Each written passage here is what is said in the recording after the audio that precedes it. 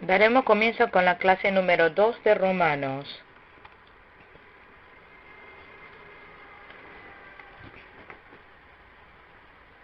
Hoy estudiaremos a partir del capítulo 1, versículo 8.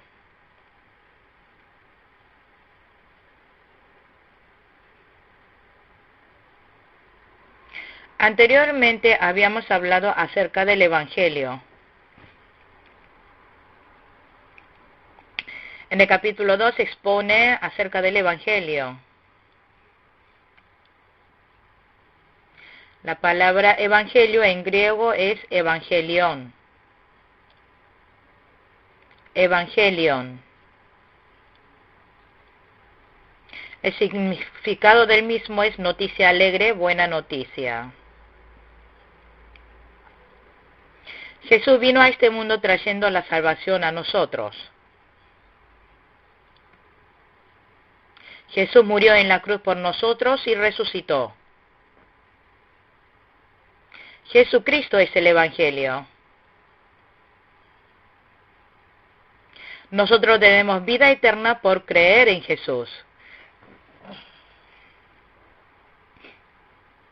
Leamos Romanos capítulo 1, versículo 8. En primer lugar, por medio de Jesucristo, doy gracias a mi Dios por todos ustedes, pues en el mundo entero se habla bien de su fe. Aquí, en primer lugar, significa que es importante. ¿Qué podría ser importante para esa época?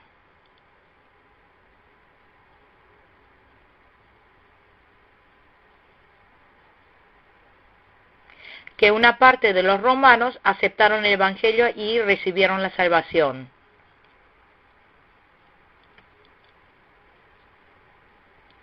Pablo, pensando en los romanos que recibieron la salvación, agradeció a Dios.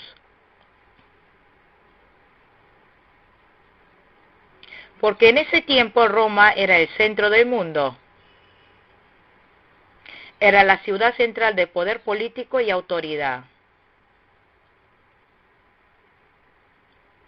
Además, en ese lugar los cristianos estaban siendo perseguidos.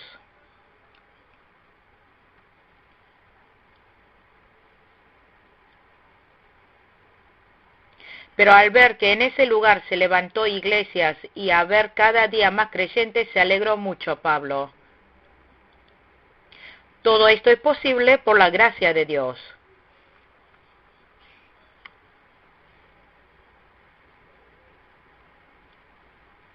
Pablo también estuvo agradecido porque por todos lados el Evangelio estaba extendiéndose. En esa instancia el Evangelio ya se había extendido a lugares lejanos. Primera de Tesalonicenses, capítulo 1, versículo 8. La noticia de la fe se extendió a todas partes. Leamos capítulo 1, versículo 9. Dios, a quien sirvo de corazón predicando el Evangelio de su Hijo, me es testigo de que los recuerdos a ustedes sin cesar. Dice que Pablo sirvió de corazón a Dios. El corazón en griego es pneuma.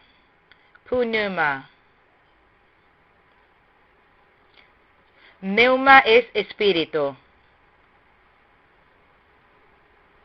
Pablo sirvió a Dios en espíritu.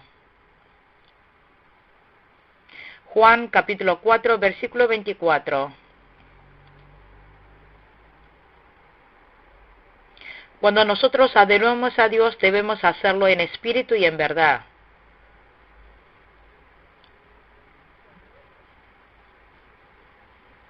Nosotros debemos dar el culto y orar con el mover del Espíritu Santo.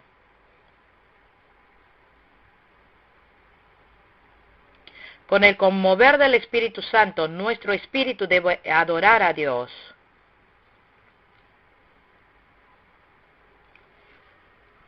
Y Pablo no dejó de orar por los fieles de Roma.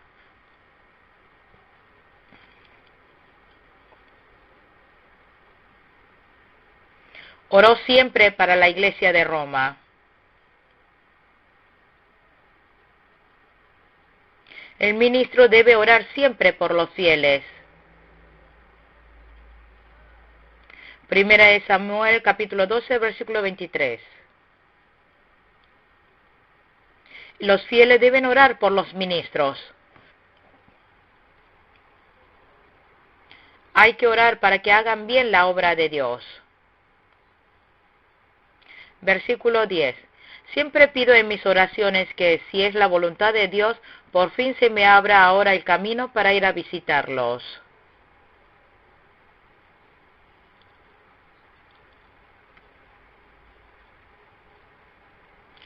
Pablo esperó siempre ir a Roma si es la voluntad de Dios.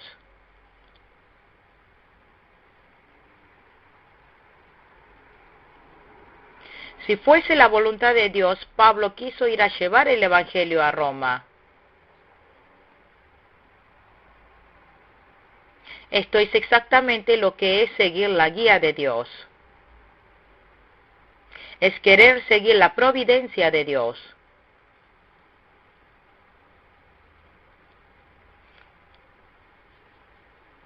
Aunque sea una buena obra, siempre hay momentos que Dios permite. Aunque sea una obra de fe, hay un tiempo de Dios para todo.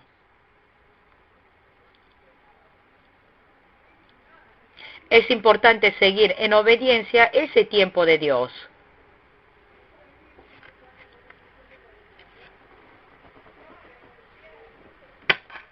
Aunque sea la mejor buena obra, hay que estar en obediencia el tiempo de Dios.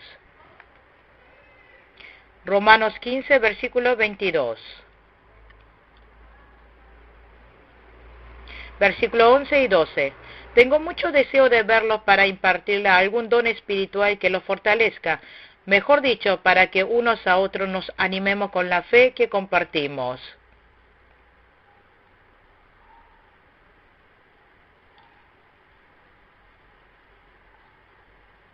Pablo siempre deseó ver a los fieles de Roma. ¿Por qué habrá querido verlos?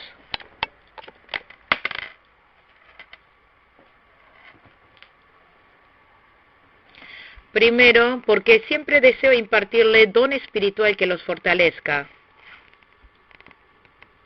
Don espiritual es justamente la palabra de Dios.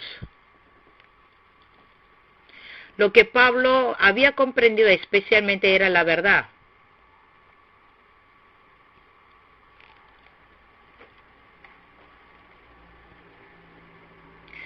Pablo deseó, como sea posible, impartirle esa verdad a los creyentes romanos. Nosotros también debemos impartirle esos dones espirituales a los fieles.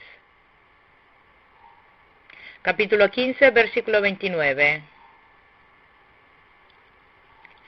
Nosotros debemos dar testimonio de la profunda verdad. Enseñar la palabra de Dios es importante. Debemos enseñar la verdad a los fieles. También hay que enseñarles a la familia.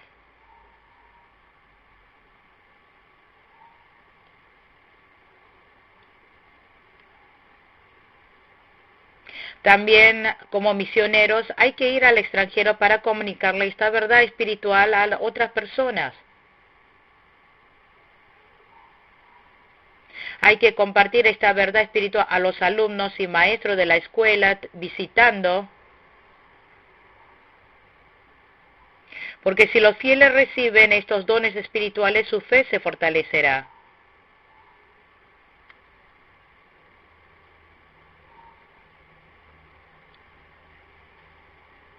De esta manera, Pablo quiso impartir estos dones espirituales para que la fe de los fieles se fortalecieran.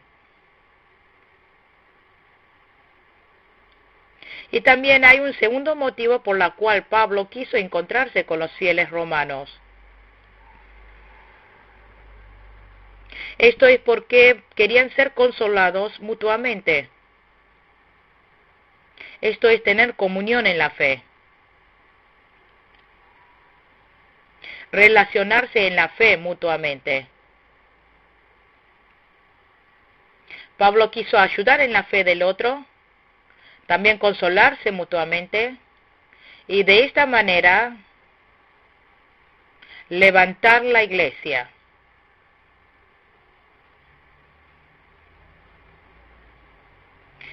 Es decir, entonces, ¿por qué Pablo quiso ir a Roma? Primero, para impartir los dones espirituales. Segundo, para animarse unos con otros. Versículo 13. Quiero que sepan, hermanos, que aunque hasta ahora no he podido visitarlos, muchas veces me he propuesto hacerlo para recoger algún fruto entre ustedes, tal como lo he recogido entre las otras naciones.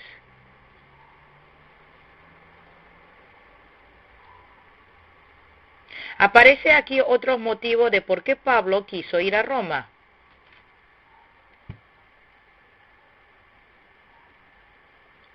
Esto es, para recoger fruto entre los fieles romanos. Nosotros, después de creer en Jesús, debemos dar buenos frutos. Debemos cosechar fruto de justicia, verdad y santidad. Efesios capítulo 4, versículo 24. También fruto de conocimiento de la verdad. Colosenses 3:10.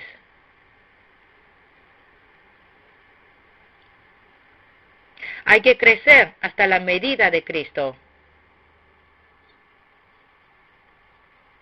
Gálatas capítulo 4, versículo 19. También están los 9 frutos del Espíritu Santo. Gálatas 5:22. Y fruto de ofrenda. Filipenses 4:17. Colosenses 4:3. Y también fruto de la luz. Efesios 5:9.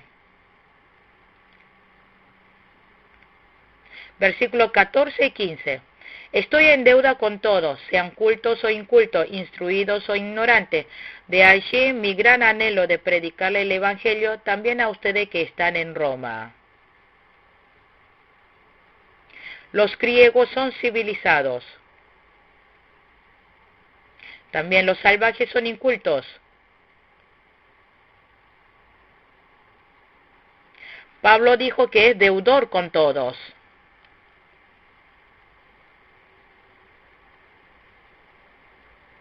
Sea para con cultos o incultos, Pablo dijo que era deudor. Si ha quedado endeudado, debe pagar la deuda. Por eso tiene la obligación de pagar la deuda. Nosotros hemos recibido el Evangelio por medio de alguna persona. Entonces, ¿a quién debemos pagar esa deuda del Evangelio?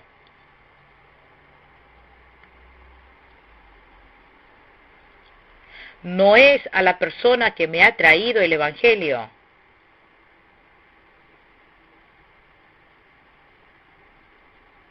Sino nosotros debemos llevar el Evangelio a otros que no creen. Allí estaremos pagando la deuda.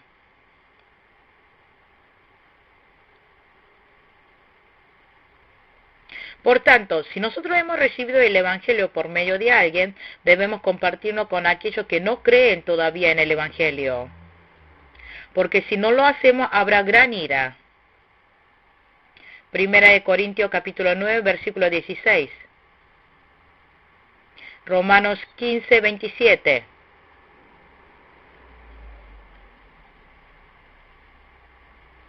Si nosotros no llevamos ese Evangelio, Dios reclamará esa sangre en nosotros.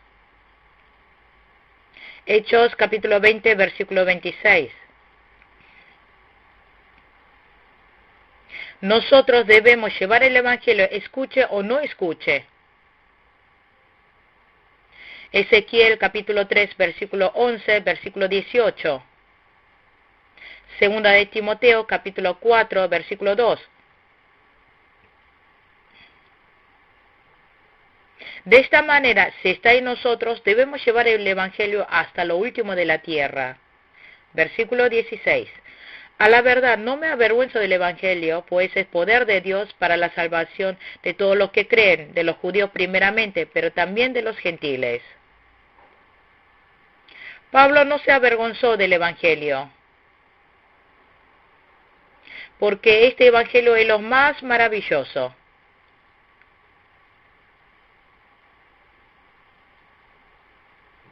Pero el mensaje de la cruz es una locura para los que se pierden, no lo creen. Primera de Corintios capítulo 1, versículo 18.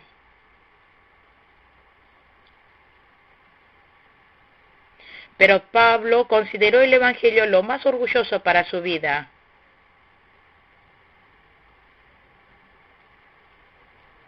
Porque este Evangelio es poder de Dios para la salvación de los que creen. Primera de Timoteo capítulo 1, versículo 11. Este Evangelio es poder para la salvación. Tiene poder para dar vida a los muertos. No se puede ser salvo con ninguna sabiduría o filosofía del mundo.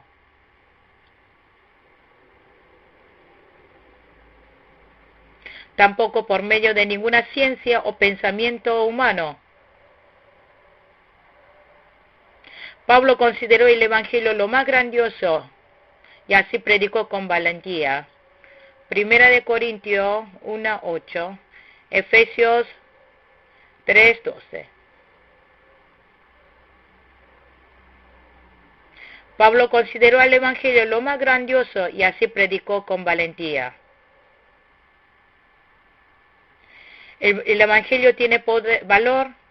Segunda de Corintios 4, 7.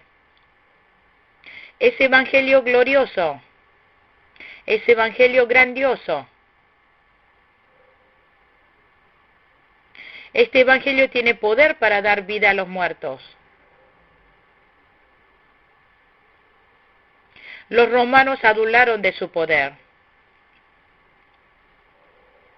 Los griegos estaban orgullosos por su cultura y conocimiento. Los judíos de su superioridad religiosa.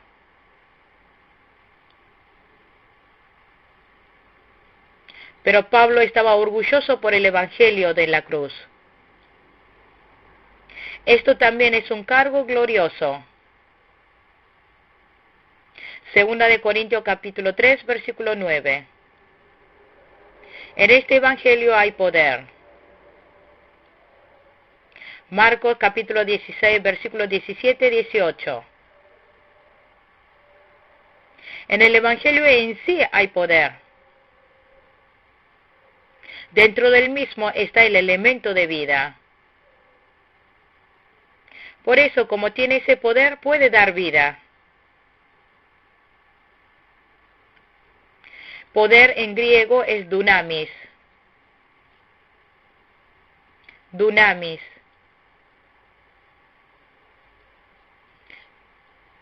Esto es fuerza, poder. Esto es lo mismo que dinamita. Dinamita. Dinamita es un explosivo.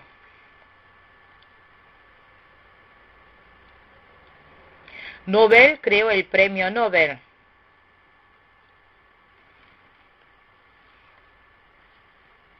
Pero Nobel fue el que descubrió la dinamita.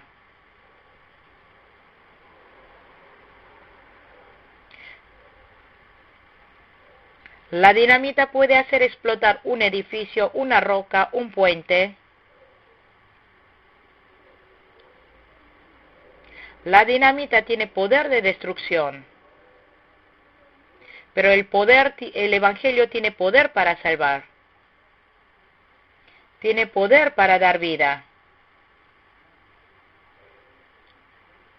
Hay poder para deshacer el poder del diablo. El poder en sí, el Evangelio en sí tiene poder. Y también Dios le da poder al que evangeliza. Mateo 10:1, Marcos 16:18.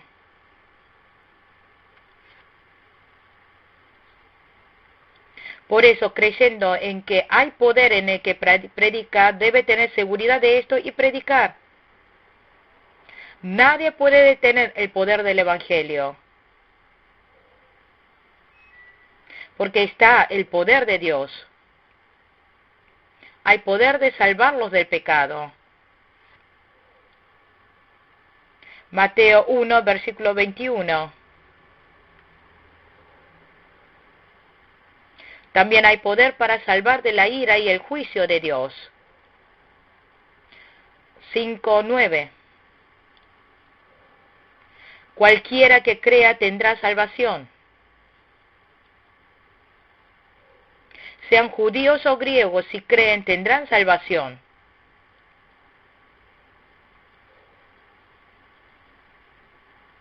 Sin importar si son cultos o incultos, hombres o mujeres, ricos o pobres, de clase alta o baja.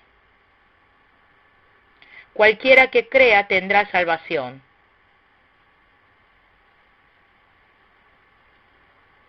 Por eso Pablo tomó de gran alta estima el Evangelio.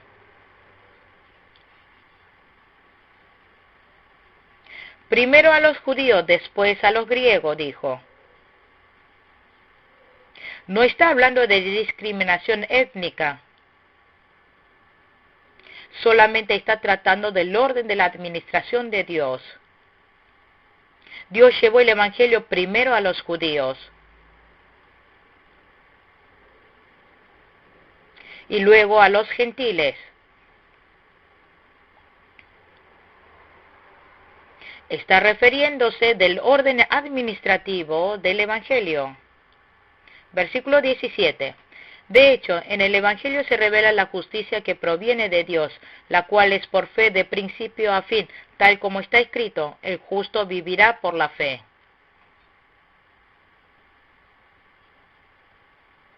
Esto es un versículo muy importante. En el Evangelio aparece la justicia de Dios. Entonces, ¿qué es la justicia de Dios?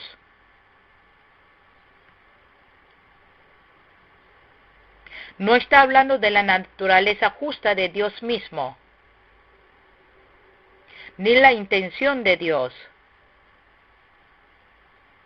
tampoco su justicia, ni la intención de la ley. Entonces, ¿qué es la justicia de Dios? Justicia es dikaiosne. Dikaiosne. Dikaiosne.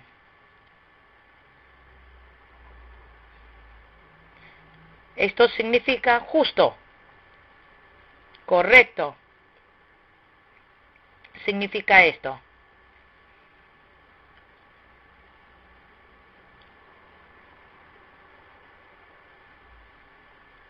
Esta es la justicia que Dios le da a los fieles como regalo a todos los que creen en Jesucristo.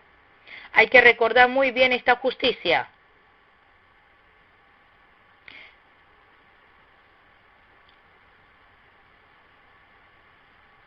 Esta justicia es un regalo que Dios le da a los fieles que creen en Jesucristo. Romanos capítulo 3, versículo 21-22.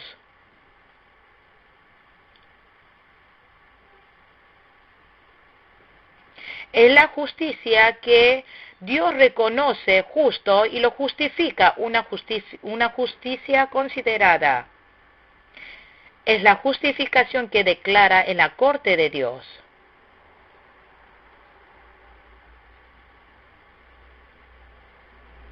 Por eso, esta justicia lo recibimos gratuitamente por la gracia.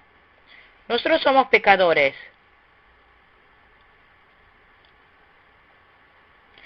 Pero nos cubre la justicia que ejerció Jesús.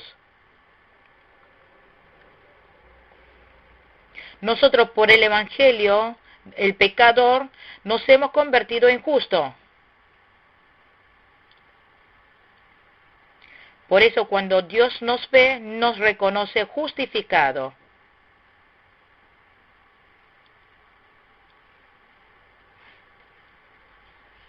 Dios nos llama justos y nos considera justos.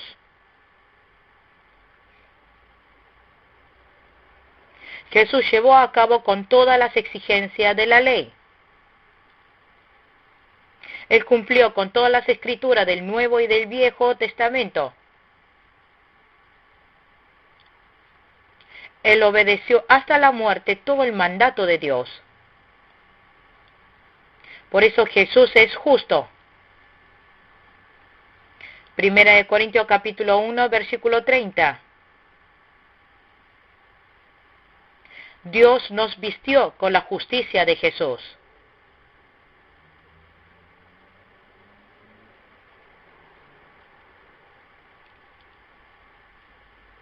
Por eso Dios en su corte nos reconoce a nosotros como justificados. Sos justo.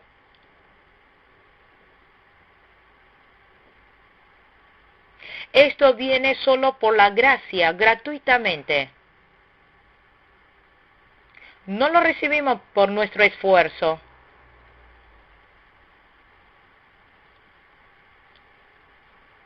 Sino que somos embestidos gratuitamente por creer en Jesús. Por eso nosotros debemos estar agradecidos. Debemos dar las gracias porque Dios nos considera justos.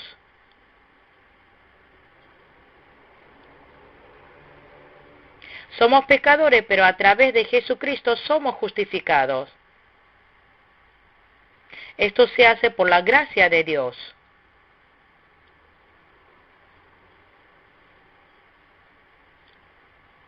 Dice, la cual es por fe.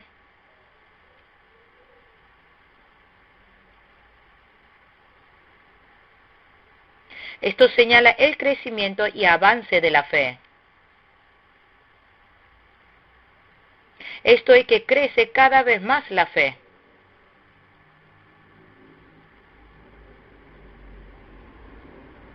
Nosotros, después de creer en Jesús, nuestra fe debe ir creciendo a cada paso de una fe de niño a grande. 1 Corintios capítulo 3, versículo 1 y 2. Hebreos 5, versículo 13 y 14. Efesios 4, 15.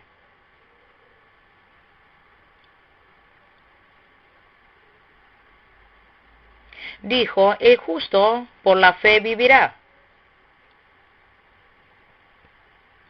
Habacuc 2, 4. Gálatas capítulo 3, versículo 11. Hebreos 10, 38. Esto es lo que corresponde a todo el Romanos. El justo por la fe vivirá. Nosotros por creer en Jesús somos justificados.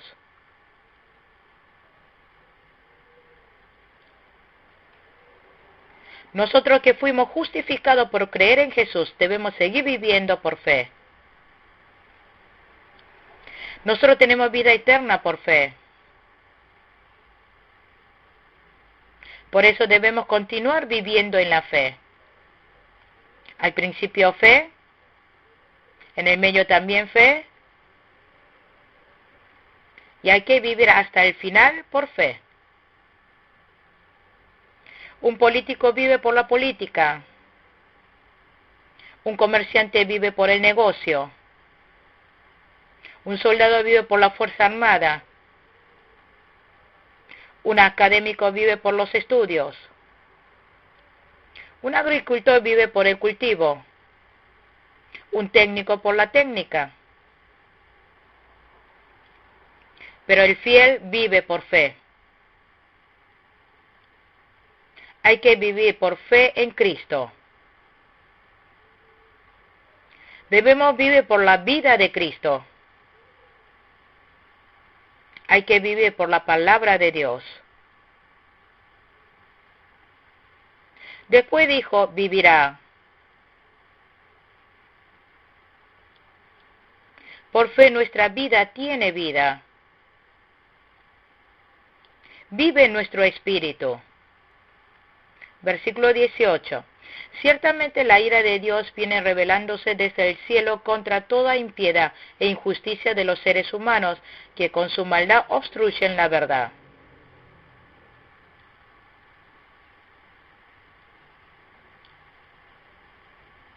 La ira de Dios se reveló a los que obstruyen la verdad.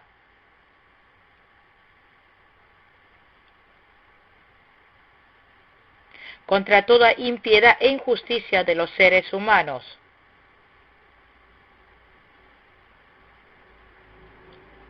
Aquí impiedad se refiere a lo que no tiene conciencia, lo que siguen la codicia carnal, lo que viven egocéntricamente.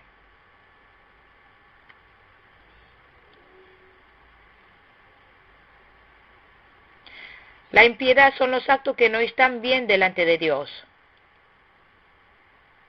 La ira se refiere al juicio de Dios. Salmos capítulo 7, versículo 11.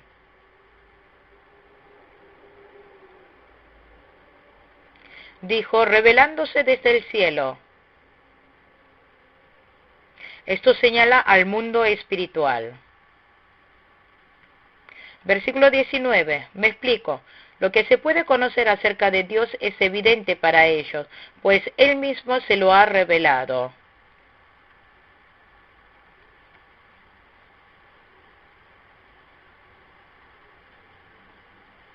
Aquí Pablo revela que todos son pecadores, sean gentiles o judíos.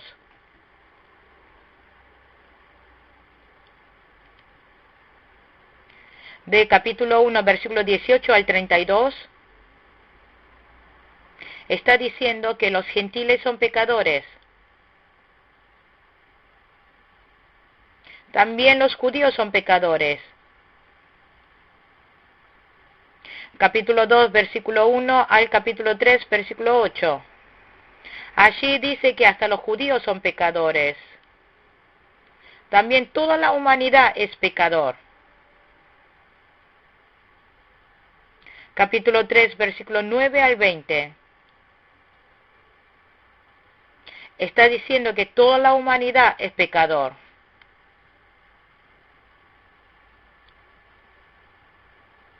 Por lo tanto, solamente la carta de justificación del Evangelio puede salvar al pecador. Solamente la carta de justificación del Evangelio puede salvar al pecador. Todo pecador necesita del Evangelio. Porque el pecado tiene necesidad de ser salvado del pecado y de la muerte.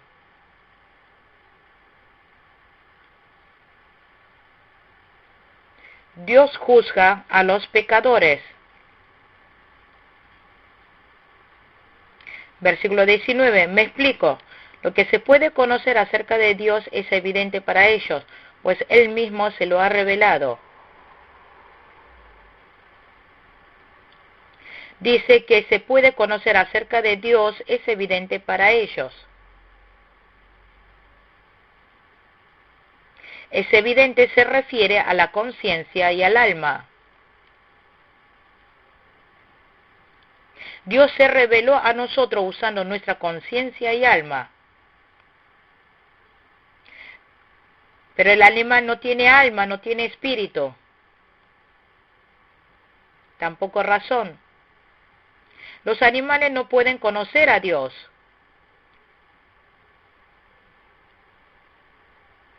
Dios reveló al hombre a sí mismo. Pero por pecar el hombre, su alma se murió. Efesios 2:1.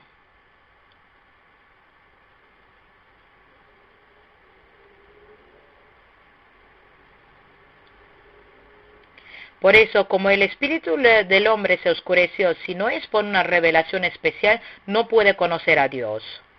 Versículo 20. Porque desde la creación del mundo las cualidades invisibles de Dios, es decir, su eterno poder y su naturaleza divina, se perciben claramente a través de lo que Él creó, de modo que nadie tiene excusa.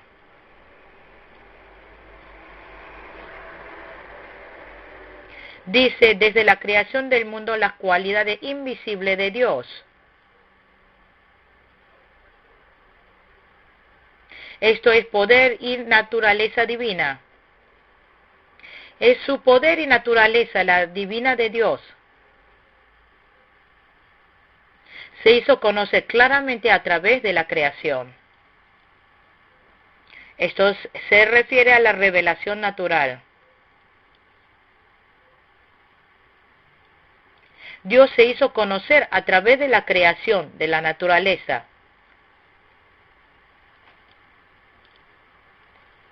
Lo que podemos conocer algo de Dios, podemos hacerlo a través de la creación, la naturaleza.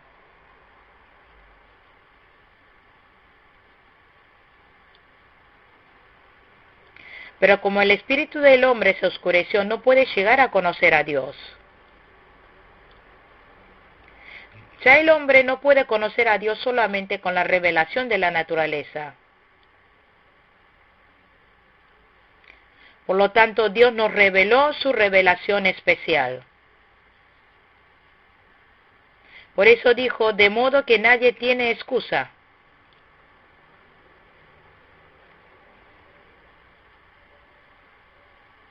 Dios, al darle al hombre espíritu y conciencia, puede llegar a percibir algo de las cualidades invisibles de Dios. De modo que nadie tiene excusas. Nadie tiene excusa de decir no conozco a Dios. Versículo 21. A pesar de haber conocido a Dios, no lo glorificamos como a Dios ni le dieron gracia, sino que se extravieron en sus inútiles razonamientos y se le oscureció su insensato corazón. La humanidad que pecó se separó completamente de Dios. Se apartó del verdadero Dios. Por eso los pensamientos del hombre se tornaron inútiles.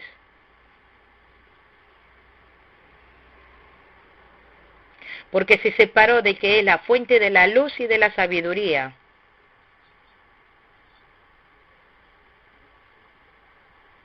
Por eso el corazón se volvió necio y oscuro. Efesios 4:18.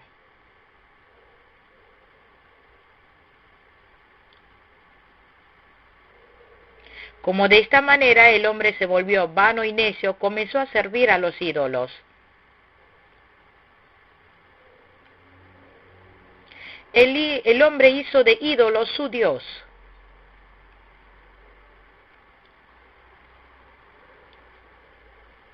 Pero adorar a ídolos es lo mismo que adorar para su propio egoísmo.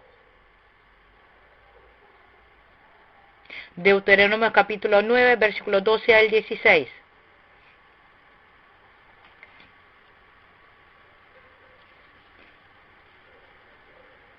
A pesar de haber conocido a Dios, no lo glorificaron como a Dios ni le dieron gracias.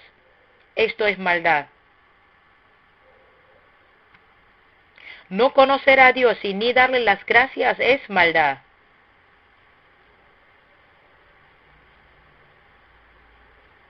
A través de idolatrar surgieron toda clase de maldades. Versículo 22. Aunque afirmaban ser sabios, se volvieron necios.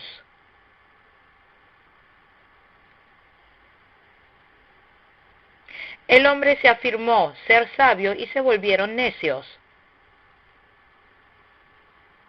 1 Corintios capítulo 3, versículo 19 al 20. La sabiduría del hombre, cuando mira a Dios, es necia. El hombre se dice ser sabio, pero cuando mira a Dios no es más que necedad. El conocimiento del hombre está limitado. El hombre no puede ir más allá del mundo de la creación. El conocimiento del hombre se oscureció por el pecado.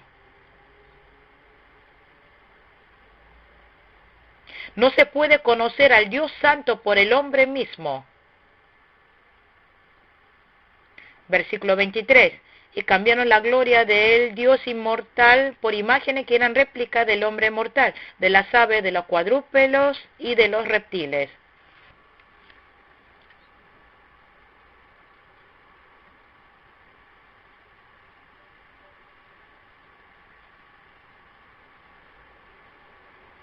Cambiaron la gloria de Dios incorruptible por hombres mortales, imágenes corruptibles.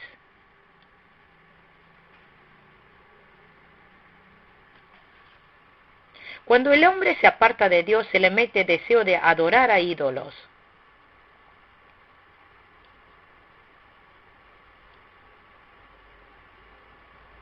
El hombre, en vez de adorar a la gloria de Dios, adora animales, insectos, imágenes de ídolos cuando se separa de Él.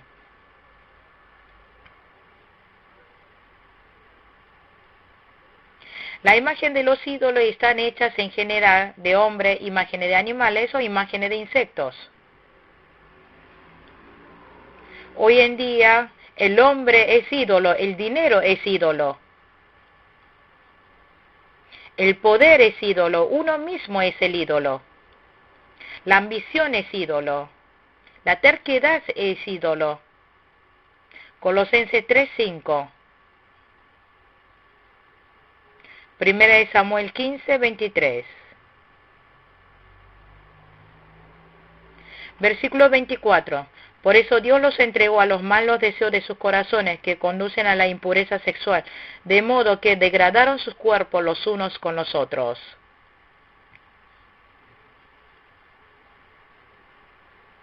Por eso Dios los entregó a los malos deseos de sus corazones. Segunda de Crónica, capítulo 15, versículo 2. Si Dios los deja, caen en tinieblas, caen en pecado,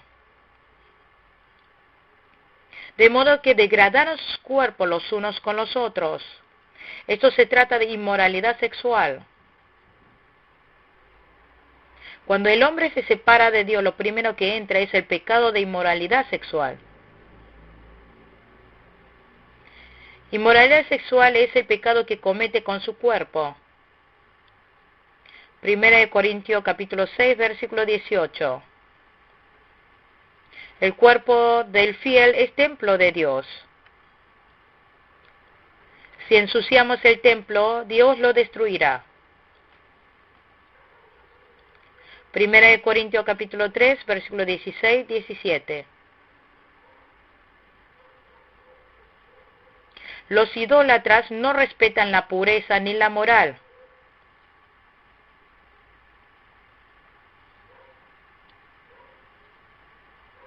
Ellos dicen que adoran a Dios, pero siguen su propio provecho. Si el hombre adora al ídolo, caerá en el pecado de inmoralidad sexual. Proverbios 22, 14. Si queremos vencer este pecado sexual, debemos evadirlo. Segunda de Timoteo 2, 22. Segunda de Corintios 6, 18. Hay que huir del lugar y la hora. Versículo 25.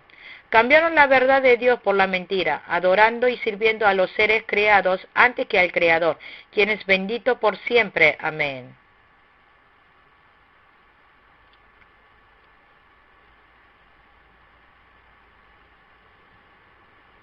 Los que idolatran cambian la verdad de Dios por la mentira.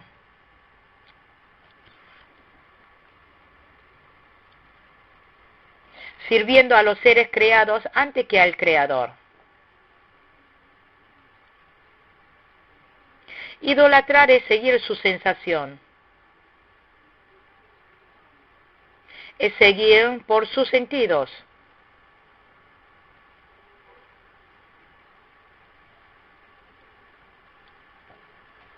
El pueblo de Israel, cuando salieron de Egipto, hicieron un becerro de oro y lo adoraron como Dios. De esta manera caen en materialismo. Pero la verdadera fe está centrada en espíritu. No podemos satisfacer nuestro espíritu, que es invisible, con ninguna cosa material. La verdadera fe está centrada en Dios. Tiene que ser espíritu céntrica. Reino de Dios céntrica. Versículo 26. Por tanto, Dios los entregó a pasiones vergonzosas. En efecto, las mujeres cambian las relaciones naturales por las que van contra la naturaleza.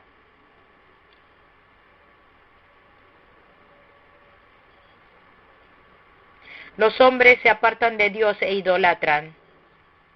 Por eso entra la codicia.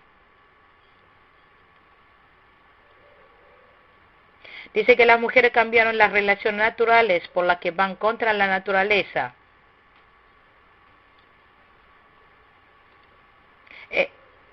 Esto se refiere a gay pervertido, homosexualidad. Versículo 27. Asimismo, los hombres dejaron las relaciones naturales con la mujer y se encendieron en pasiones lujuriosas los unos con los otros. Hombres con hombres convirtieron actos indecentes y en sí mismos recibieron el castigo que merecía su perversión.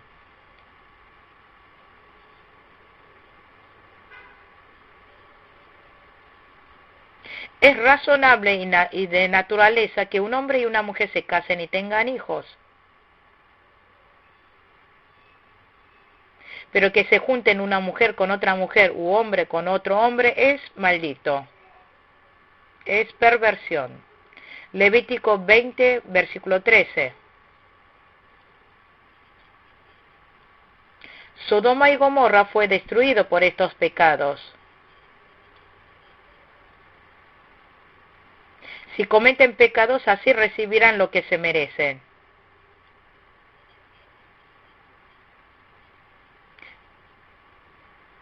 Por caer en inmoralidad sexual tendrán enfermedad de transmisión sexual o bancarrota de negocios. Levítico capítulo 18, versículo 22. Primera de Timoteo capítulo 1, versículo 9 al 10. Versículos 9 y 10. Hoy en día, como la SIDA, surgen esta clase de enfermedades. Versículo 28. Además, como estimaron que no valía la pena tomar en cuenta el conocimiento de Dios, Él a su vez los entregó a la depravación mental, para que hicieran lo que no debían hacer.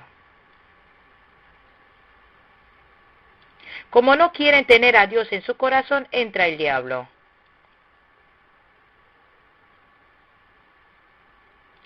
Por eso hacen cosas indebidas moralmente.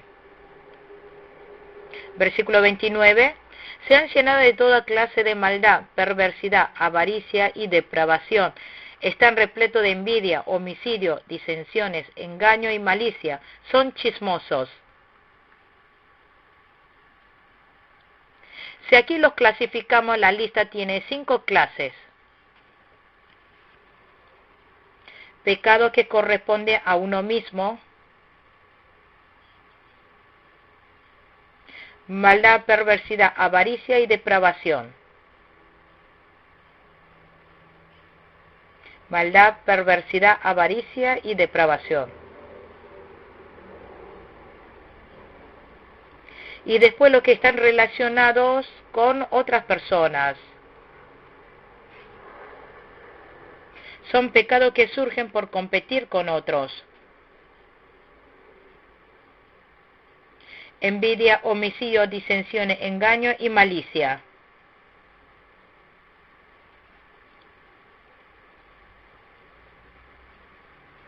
Cuarto es lo que se exalta a sí mismo, el orgullo. Calumniadores, enemigos de Dios, insolentes, soberbios y arrogantes, se ingenian maldades. Luego vienen los pecados que se rebelan a la lealtad. En quinto, se rebelan contra sus padres, son insensatos, desleales, insensibles, despiadados. De esta manera están primero los pecados para uno mismo. Segundo, pecados que nacen de competir con otras personas. Tercero, pecados que cometen dañando a otras con palabras. Calumniar, chismosear. El cuarto, el pecado de engrandecerse. Quinto, pecado de traicionar la lealtad. Versículo 30. Calumniadores, enemigos de Dios, insolentes, soberbios y arrogantes, se ingenian maldades, se rebelan contra sus padres.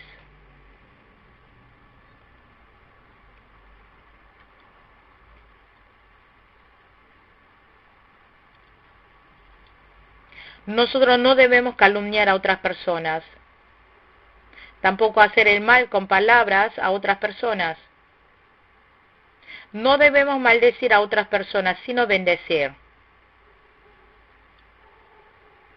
Tampoco enorgullecernos, jactarnos a sí mismo. Tampoco rebelarse contra los padres, sino estar en obediencia. Versículo 31.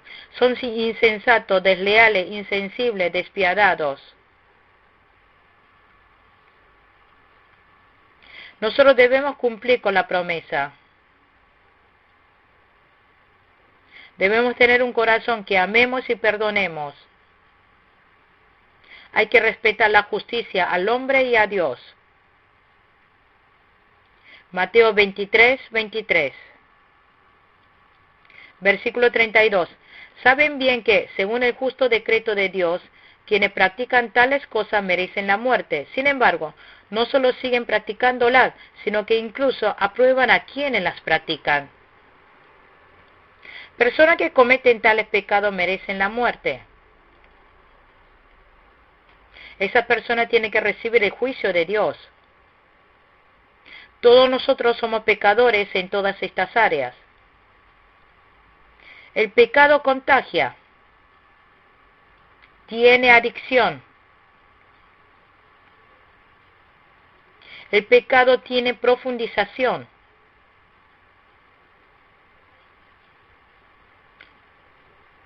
También es hereditaria. Todos nosotros somos pecadores. Por eso necesitamos el Evangelio. Por eso debemos creer en Jesús. Debemos creer en Jesús y recibir la salvación. Hasta aquí concluimos con la clase número 2 de Romanos. Muchas gracias.